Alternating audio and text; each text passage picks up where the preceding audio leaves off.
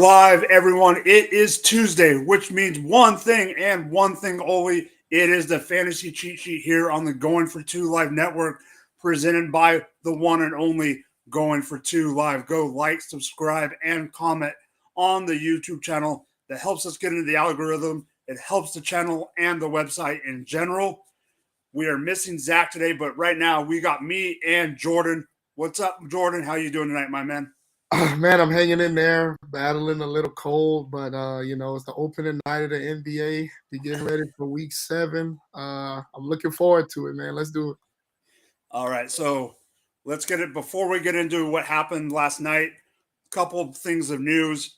First off, Robbie Anderson going and getting kicked off the field on Sunday, get into arguments with his coaches on Carolina.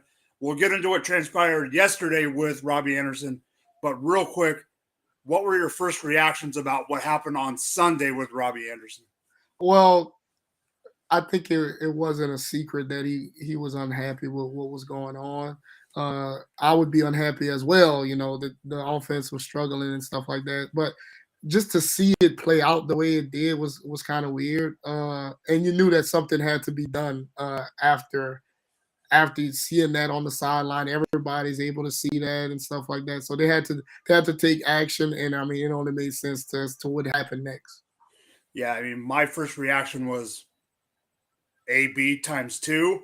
But then you saw that because at first, all I saw at first on Red Zone was him leaving the field and then him getting Yeah, yelled at from the coach. But they didn't show at first the whole ordeal at the very beginning. Then they showed him sitting on the ice chest when his team was on the bench. yeah, Then the coach tried to come get him, and he pretty much said, F you. And then he said, I think there was a quote someone said, it said, I don't want to be here to the coach. And then he's like, all right, fine, then adios. So, what's up, Jamie? Jamie's in the chat. Um, so he left. He got kicked off the field by the coach, which the one thing I do want to bring about that specifically is one of the things that the coach, when the coach was in Arizona for that 1 year as the head yeah, coach, yeah. one of the rumors that I know they wanted Kingsbury anyway, but one of the rumors was he wasn't handling some of the stuff in the locker room great. So, as his first game as the interim coach after Matt Rule got fired, this was a perfect chance for him to say, this is my team now. I'm putting my stamp on it. We're not going to mess around. We're not just going to act like we're divas. We're going to act like football players. But the biggest thing with the Robbie Anderson thing happened Monday. Robbie Anderson got traded to the Arizona Cardinals.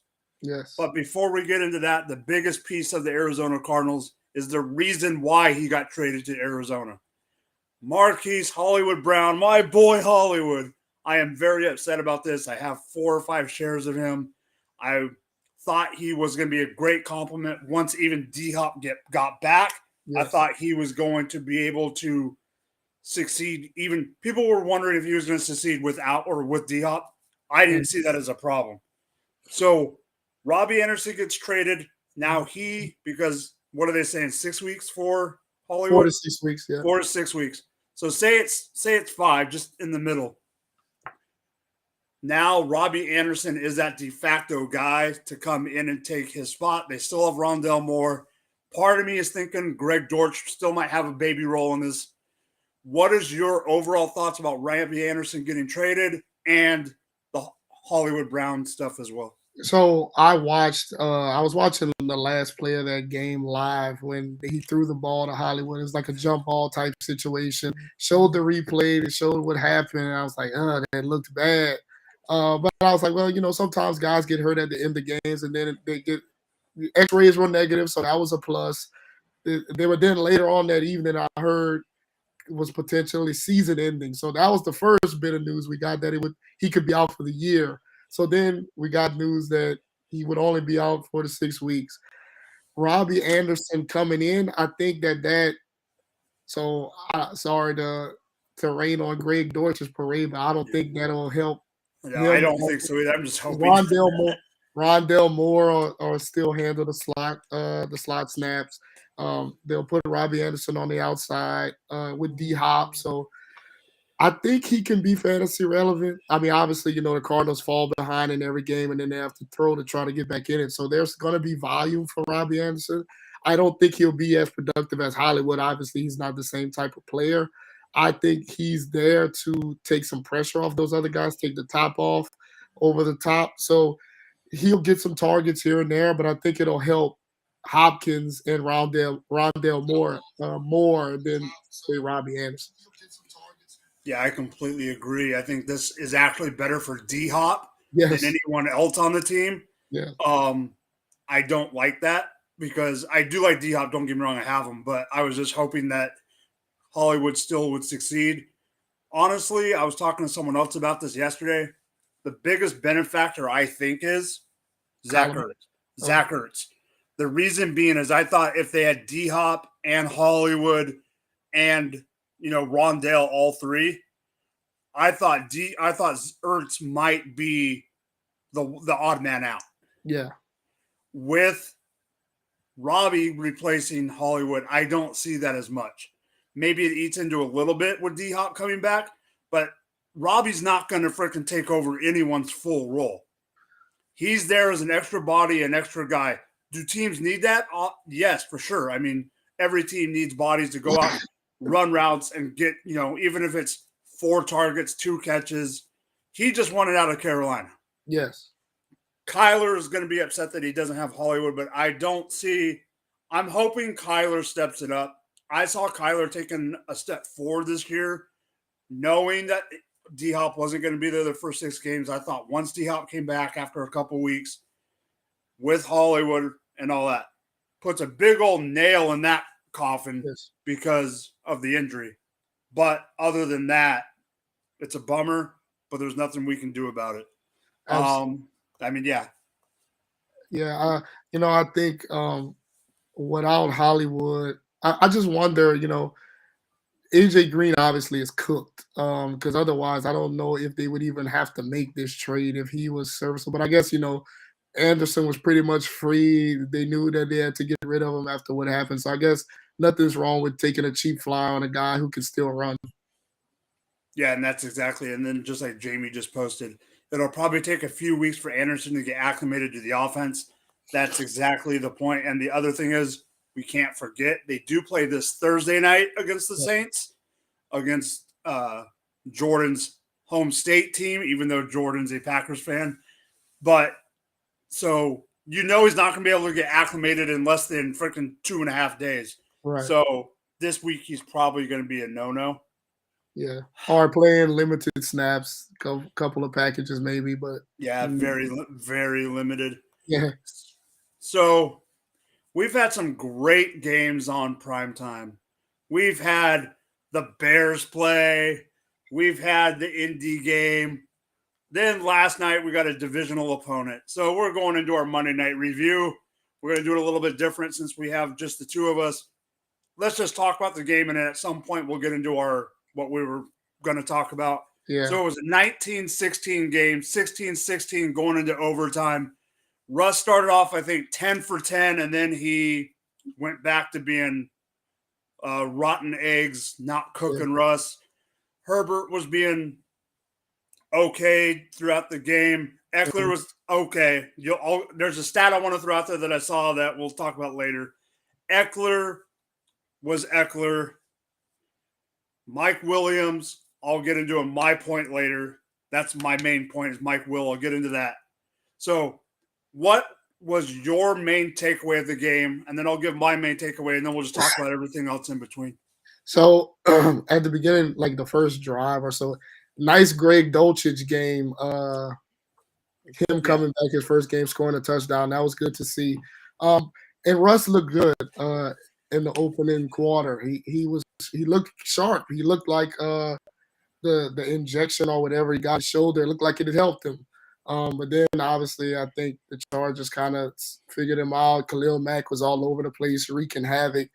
Overall, I just think that the game showed that both of these teams are just not that good. We kind of talked about the Broncos not living up to expectations last week, but the Chargers haven't as well. And I know, Joey Bosa is on the IR. Keenan Allen has been out since week 1, but when you have Justin Herbert, who a lot of people try to put in the same category with Josh Allen and Mahomes and those guys, he has to be better. And I just don't think that he's living up to that to this point. The Chargers have been a grave disappointment, particularly on the offensive side, where we didn't think they would have any issues, but they've struggled. It was a 19-16 final score. That's just Yep.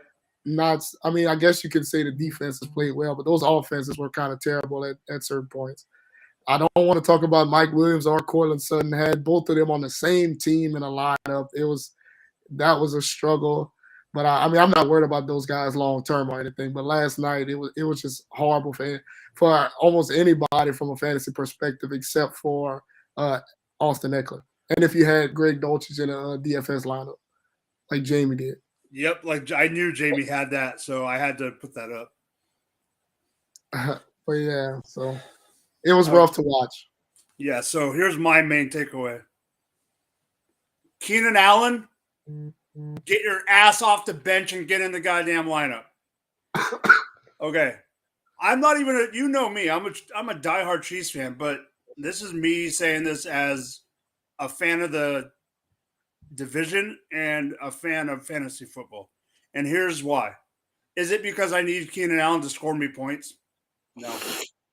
This wide receiver core, and this goes to your point about your lineup. This wide receiver core is not the same without the guy. Not at all. I'm sorry. And here's the thing. Mike Williams is good, but I'm starting to think that Mike Williams can't be the number one alpha. He can't, and he can put up number one, he can put up top 12 numbers, but he needs someone to bounce off of. Patrick Surtain is a beast of a defender. Right. Absolutely beast. But if Keenan Allen was there, taking some of that pressure away from Mike Williams on PS2, because I don't think Patrick Surtain would have been shadowing Keenan Allen. I think he would have been going back and forth between Keenan Allen and Mike Will. But when Keenan Allen is out of the game, you tell Patrick Surtain, you go guard him. We'll deal with everyone else. And you know how I know they did that? Because one player on their team had 5 pass interference calls. True.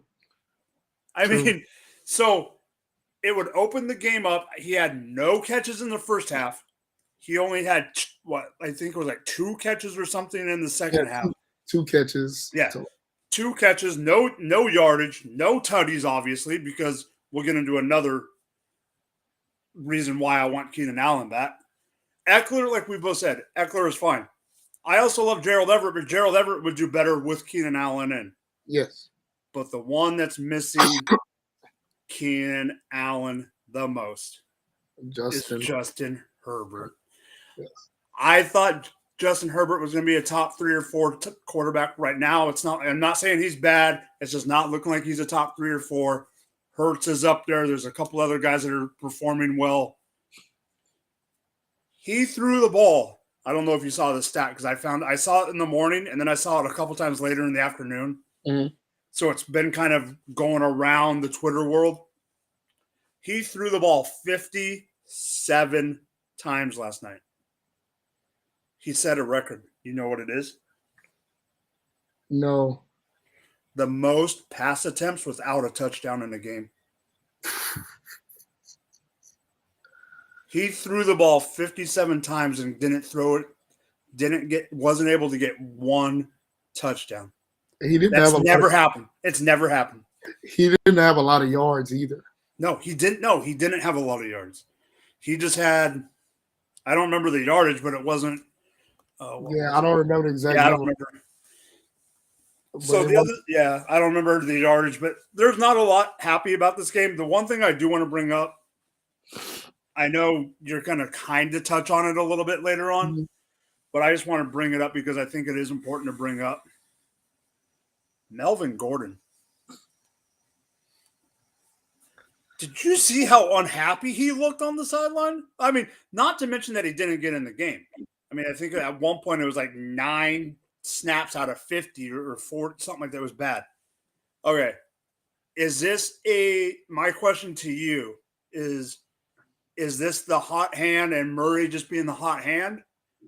because what's weird to me is Melvin Gordon was taking carries away from Javonte, and now he's getting supplanted by freaking Latavius Murray. Is this a hot hand Murray thing, or is this Melvin Gordon showing that the Broncos showing that this is the end of Melvin Gordon? So I think I'm alarmed as a Melvin Gordon owner in a couple of leagues, but I think it might have just been a hot hand. I'm gonna say that it was a hot hand for last night.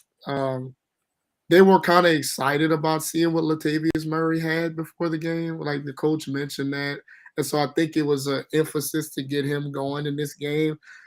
It was just confusing as to how Gordon went from, like you said, taking carries from Javonte, splitting almost 50-50, like to being behind Mike Boone in snaps. Like he wasn't just behind Latavius Murray, he was behind Mike Boone as well. Yeah. So that was confusing. I don't think that that'll last. And I mean, Murray outtouched them 16-3. But however, it just doesn't like he wasn't great with the touches. I mean, he had I think around 75 yards, excuse me, on 16 touches. That wasn't like world beater type numbers. Melvin Gordon I thought was better than that in the receiving game and the run game in that horrible Thursday night game. So moving forward, I would expect Gordon to get more carries than he had. Um, and I think they just wanted to see what they had out of Murray. Moving forward, now this happens next week, then it's time to It's it's bye time. bye. It's Yeah, bye bye. but I'm gonna give it one more week just to see. I think it might have just been something. They just want to see what they had in signing him. I think. Cool. So that is our Monday night wrap up. The next Monday night game, I honestly, it's Chicago and the Patriots next week. So we're gonna have a great game talking. Jordan's already shaking his head. So let's get into the next segment, and that is start, sit, regrets. Jordan, why don't you just start it off? So I was in a league with multiple. I think it's like it's a 3 receiver league with 2 flexes, and T Higgins had gave me a goose egg last week. Um, he's still battling with an ankle injury, limited in practice and things of that nature. Wasn't sure if I could trust him.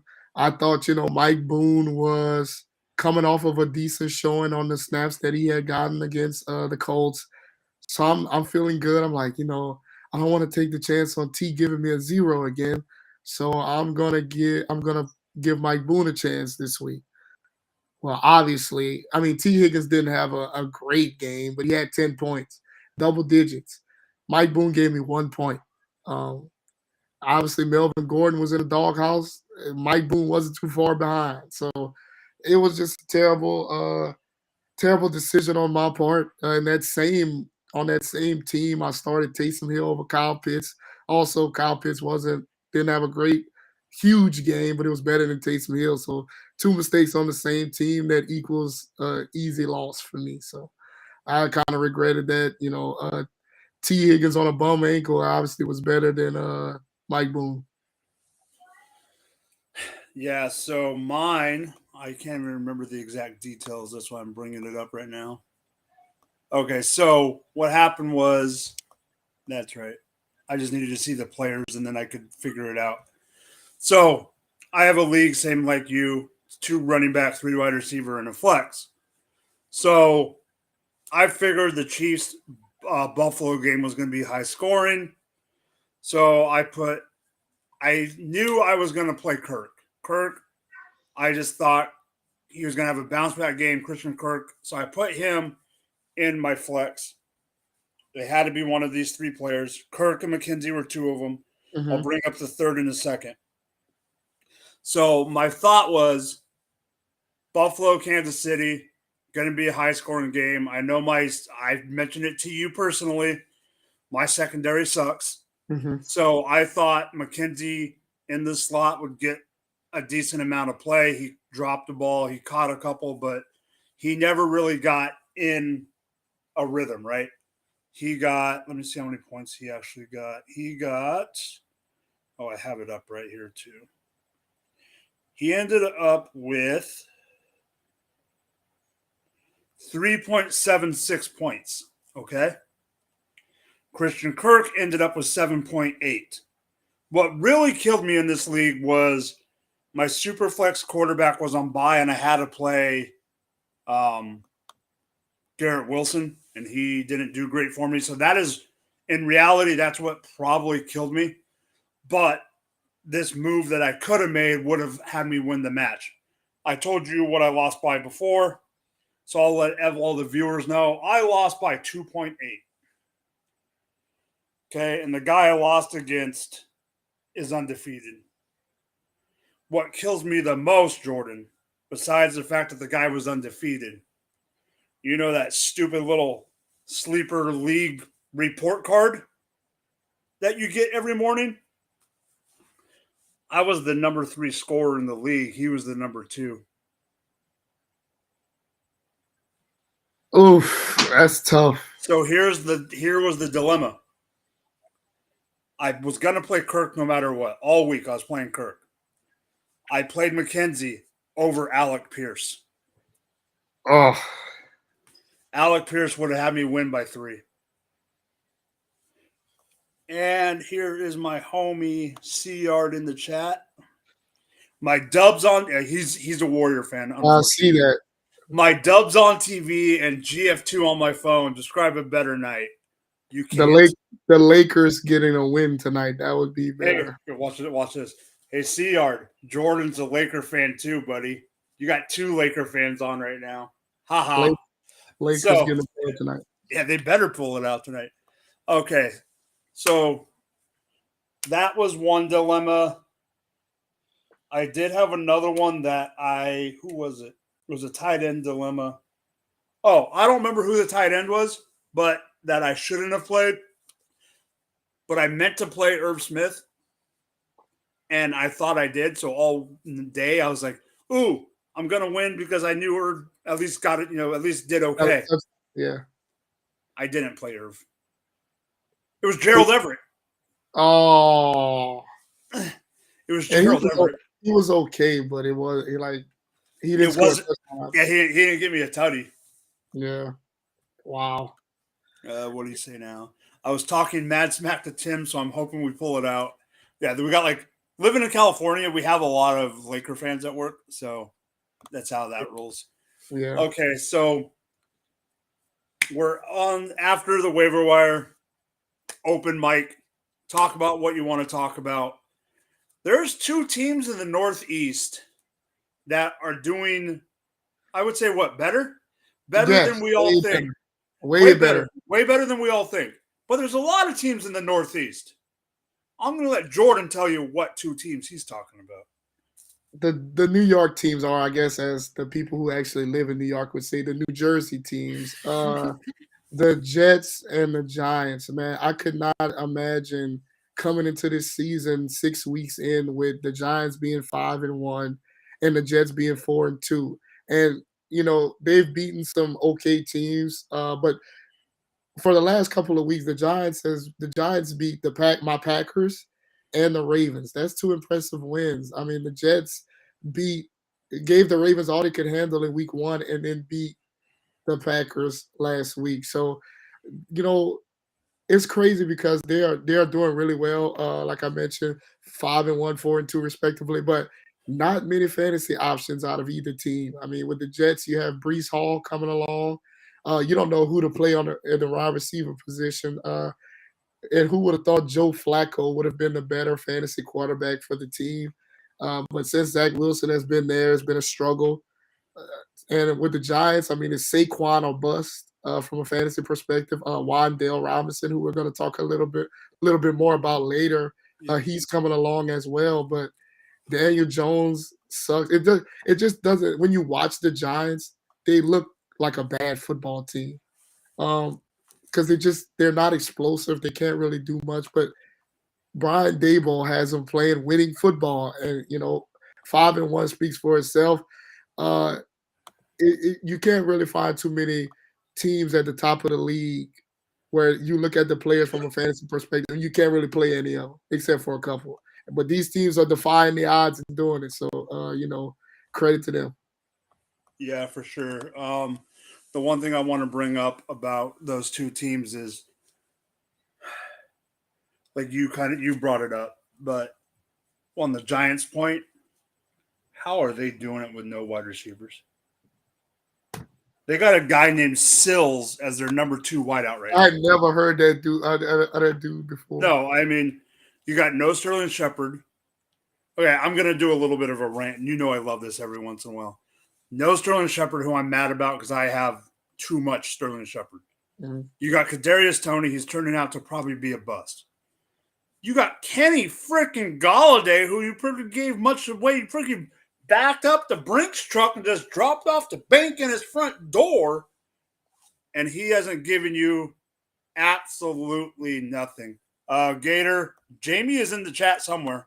He's been in the chat off and on. And so that's crazy to me. That team is doing that without him. I am happy that Barkley is back. I am really happy Barkley is back. Maybe he'll do me a favor when I did the bold prediction show before you were a part of the team and make me happy when I said he was going to be a top 10 running back, and some people said I was crazy. But to the Jets, that defense is nasty.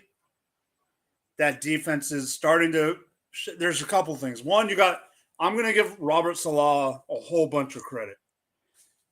He likes to bring in those guys that are those pieces that he knows will do wonders, but not everyone else does. And the one that I want to bring up on defense is a middle linebacker. I think Quan Alexander was an underrated pickup for them because he had played for Salah when Salah was the DC in Frisco. Yeah. Carl Lawson is another one because Carl Lawson was out last year. No one thought he was going to do much, all that stuff. But the one guy in that defense that I need to bring up, and I know he did something he probably shouldn't have after the game.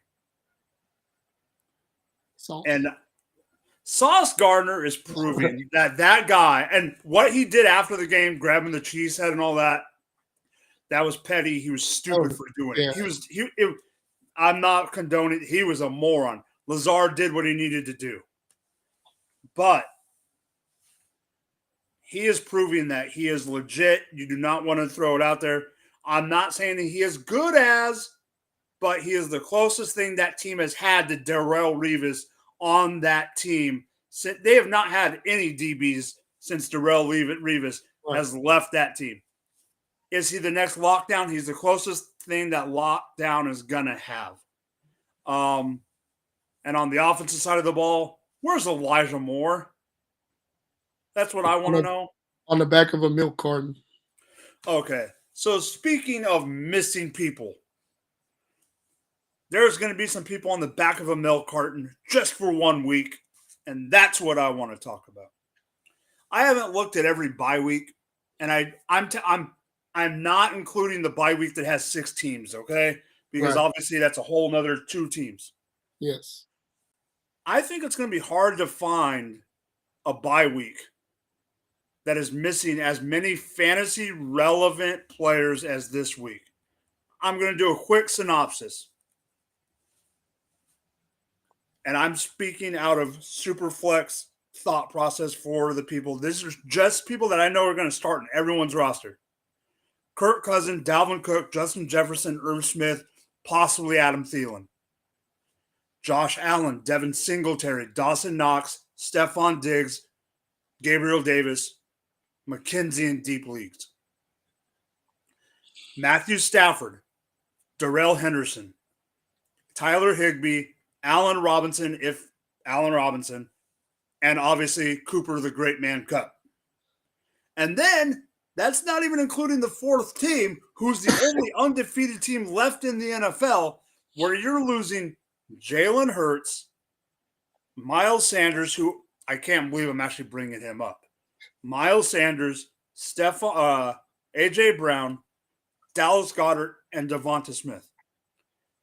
With all of those pieces out this week on bye week, especially at quarterback and tight end because those are the streaming. You can stream if you only have one or the one. We'll get to someone that I would play. You're going to be playing guys that you don't want to play. I mean, I know I'm starting Zay Jones again. I know I'm starting Kenny. I know I'm starting a running back that I don't want to start. Go out and just get the points that you can get. This might be a week that a low scoring. This might be a week that a low scoring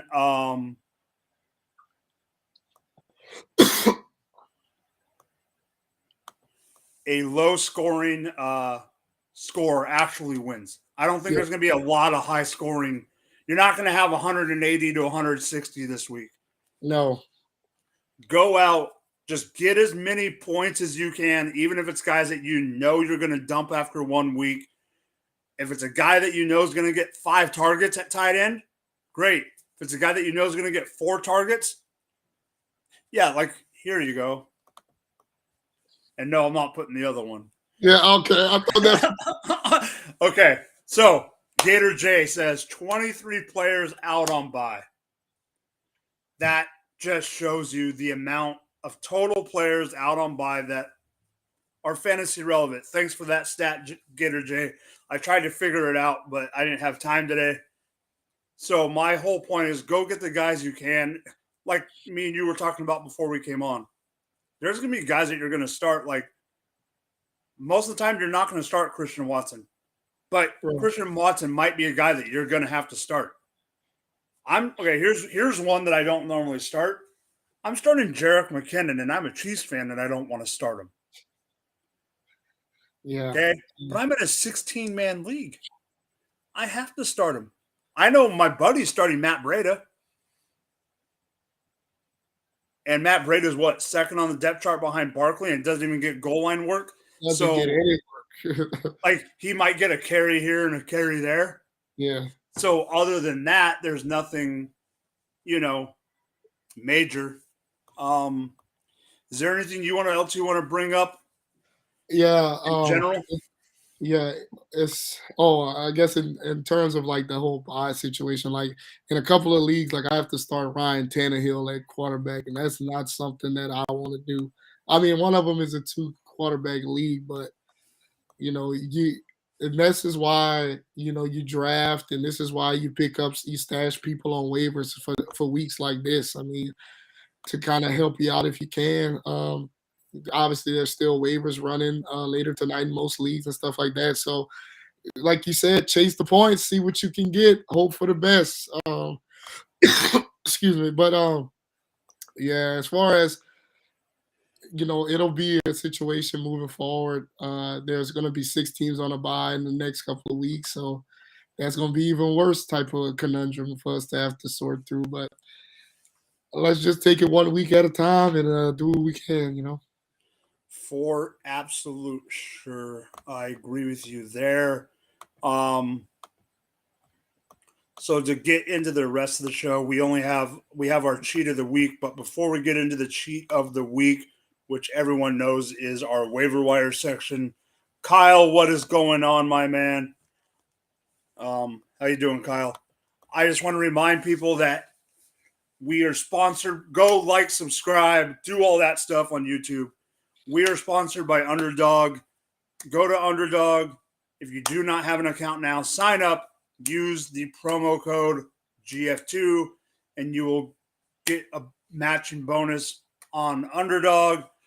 They're in the offseason, they do best ball, but during the season, they have little best ball leagues every week, plus pick'ems and stuff like that.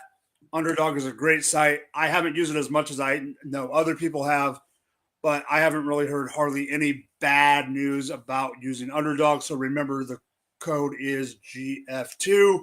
So, Jordan, I know you put one down on the show sheet, but even if you have a couple, who you got? We got time. Yeah. So I'm looking at obviously if guys like Rondale Moore are available in your league, definitely go scoop him up. But one of the guys that I'm thinking about is Wan'Dale Robinson. We kind of talked about him a little bit with Giants. He was out for a couple of weeks. Last week he played. He played well. Scored a touchdown. His role is only going to increase. I know Daniel Jones is his quarterback, but he has those opportunities like we talked about. I mean, the Shepard, he seems like a more explosive Sterling Shepard. So, and he plays that, he took over that role that Shepard left when he got hurt.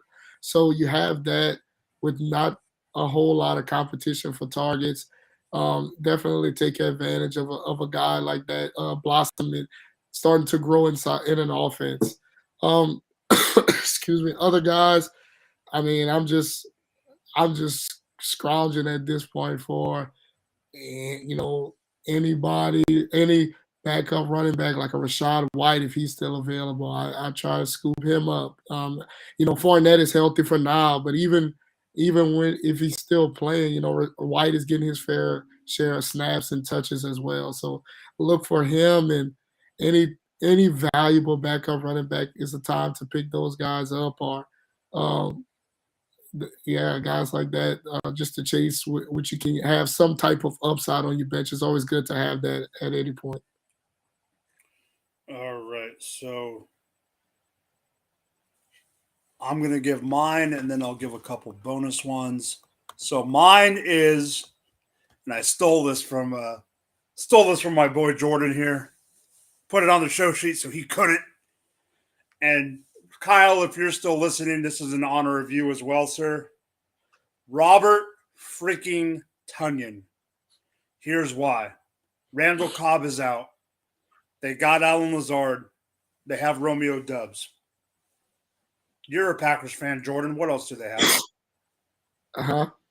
They have nothing, right? After that, Right. they got absolutely nothing. Nothing.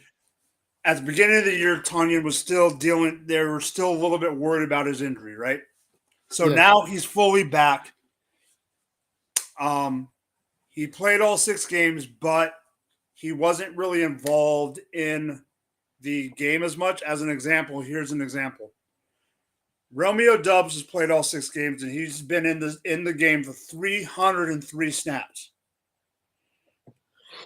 Robert Tonyan has been in the game for 188 snaps. Okay? He has 32 targets and 27 catches so far this season. 12 of those targets was this past week. 6 or 8 of them were the week before. So that's a minimum of 18 to 20 targets in the past 2 weeks. What that means to me, if he has 32 and 20 of those, 18 to 20 of those have been in week 5 and 6, that means for me that one, not that he was horrible in weeks 1 through 4. What it means to me, Jordan, is that they were trying to get him acclimated in weeks 1 to 4. Now that he's more acclimated, now that he had all those targets, now that he's had the catches, the rapport is always going to be there with him and freaking Aaron Rodgers. Aaron Rodgers is not going to want to give up on this year. Am I right? You're the Packers fan. Yeah, he's not going to give up on this year. He's too old to give up on the year. He's going to come out this next game firing. He's going to get the ball to whoever's open, to whoever he trusts. And right now, we know he doesn't trust the whole receiving core. He lost his freaking Padawan in freaking Randall Cobb. He's going to throw the ball to Tonyan, I think. It's going to be him and Lazard mainly. Is Doubs going to get some? Yes. Could Christian Watson possibly get some?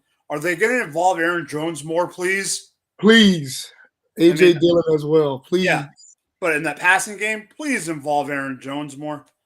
But my main thing is I think Tonyan is going to be the biggest benefactor. And at a position that has Knox out, Goddard out, Irv out, and Higbee out, if you can get them, yeah, I realized that right when I said it, Kyle. Kyle says that Cobb is too old to be a Padawan. Actually, Cobb is probably just the old man sitting under the tree. The other ones that I want to bring up real quick, since we have a couple minutes, and I am cheating because I will be honest, I'm bringing these up right off of goingfor2.com's waiver wire article. So if you need waiver wire needs, go to goingfor2.com. The ones that our other writers wrote up. This one was written by. Oh, where was it? I'm not sure who wrote this one up, but that's not the point. Tyquan Thornton from the New England Patriots. That's one I want to bring up. And the reason I want to bring Tyquan Thornton up is you got Jacoby Myers, you got Devontae Parker, you got Nelson Aguilar, but it seems to me the way they're using them, it's Myers, Parker, and Thornton now. Those are going to be the three. And you have Hunter Henry. Is he going to boom is he going to boom every week? No. But he's also a rookie, so you got to give him leeway there. He's been hurt. Who knows what's going to happen with Zappy and Mac and Cheese Jones? But Tyquan Thornton can be a guy that you can get. He's only 4%. He's, as of the other day, he was only 4% rostered. Another sneaky one because he's not playing this week. But if you have room, you probably don't because you need players this week. Van Jefferson's coming back in a couple weeks. We already know Matthew Stafford had a good report. Van Jefferson, that's one. Another tight end is Daniel Bellinger, Robbie Dolchich, Zappy. The other one I want to bring up, and this is for streaming quarterbacks only. If you need a streaming quarterback, go get Taylor Heineke. You know he's going to come out with that good game that's going to get everyone talking and get him going. And then all of a sudden, I hope they bring in Sam Howell eventually this season, but that's just personal hopes. Anything else you want to bring up, waiver wire or trades or anything? I just hope that Heineke's good game doesn't come this week against my Packers. So true. True. But he could have a good game and you guys could still win. Yeah, but I don't want to even get it to that point, man. We haven't been playing well if he scores 3 touchdowns, we might not be able to keep up. True. Our offense has been terrible the last couple of weeks. So yeah, for sure. So I know it's been a little bit shorter show, but I think we are at a good spot. Jordan, go ahead and sign off. You guys can find me here every Tuesday night at jarsenal89 on Twitter. Check out my cut 'em or keep 'em article on goingfor2.com every Wednesday. See you guys next week. You can find me at Drop the Mic FF. You can find me over at the Rum Boys on Friday nights and usually some other time there. You can also find me at Going for Two, just like Jordan. I'm usually contributing. I didn't this week. Got kind of busy this week, but you can usually find me putting in a guy or two into the collab article for the waiver wire. It would have been Robert Tunyon if I had time to actually write. Kyle's in the chat saying, great job. Thanks, Kyle. For Jordan, for Mike, Fantasy Cheat Sheet is out. Have a nice evening.